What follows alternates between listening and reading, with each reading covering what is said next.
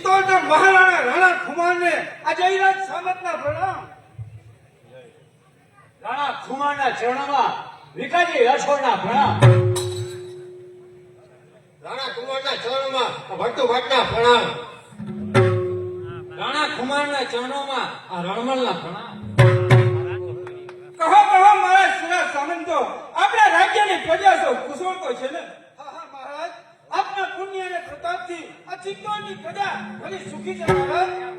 જયરાજ દેવ, હવે મારી કાયા વધારે સમય ટકી શકે તેમ નથી, માટે મેં એવો નિર્ણય કર્યો છે કે આ રાજ્યનો તાજ હું મારા પુત્ર મંગળરાજને સોંપવા માંગુ છું. પરંતુ હું જાણું છું કે આ રાજ્યનો ખરો હકદાર આ ભટ્ટુ ભાટ છે. તો કહો જયરાજ દેવ, એમાં તમારો શું મત? અરે ઘણી ખુશીની વાત છે મહારાજ, પણ આપ તો જાણો છો કે આ રાજ્યનો ખરો હકદાર આ ભટ્ટુ ભાટ છે.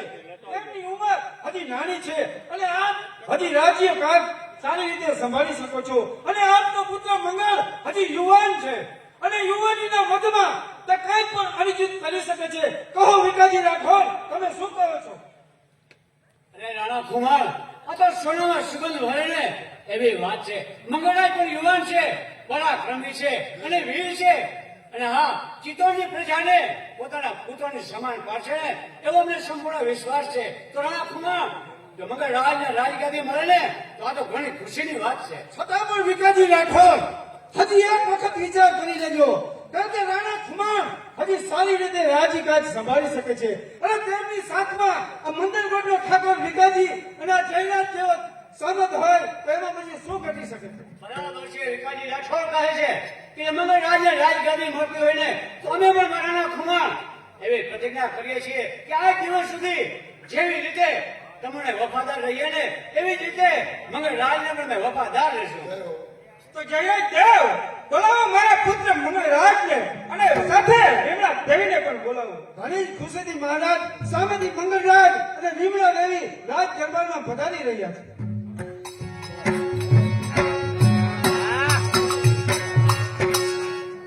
પિતાશ્રીના ચરણોમાં આપના પુત્ર મંગળના પ્રણામ. મહાદેવ સુખી રહે. પિતાજીના ચરણોમાં આપની આ પુત્રી વિમળા દેવીના પ્રણામ. અરે રણમલ, જાઓ રાજ્યમાંથી દાસીને બોલાવો અને રાજ્ય તિલકની સારી તૈયારી કરો.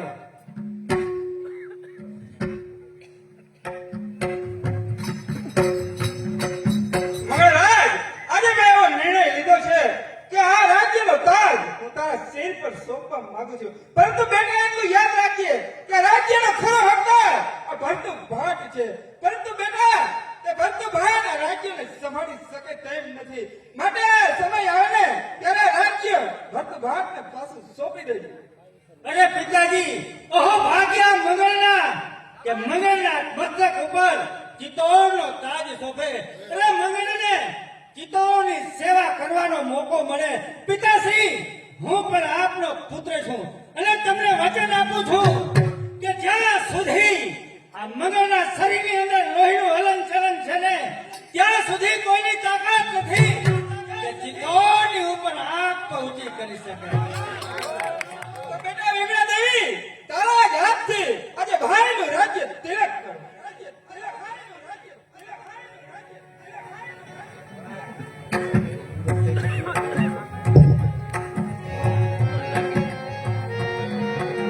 સ્વસ્તિસ્ત્રિયા વિનાશાખ્ય કર્મ કલ્યાણ વૃદ્ધિદા વિનાયક પ્રિયા નિત્યત્વાન સ્વસ્તિન્દ્રવન પુનઃ.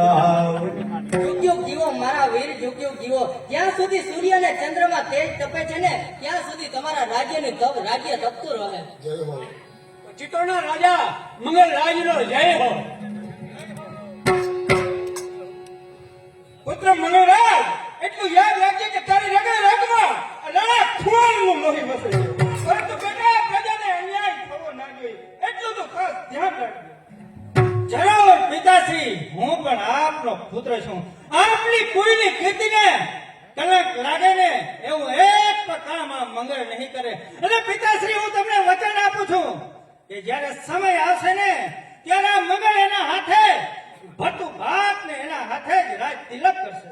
તો જયરાજ દેવ, આજની ખુશીમાં સારી વારંગના બોલાવો.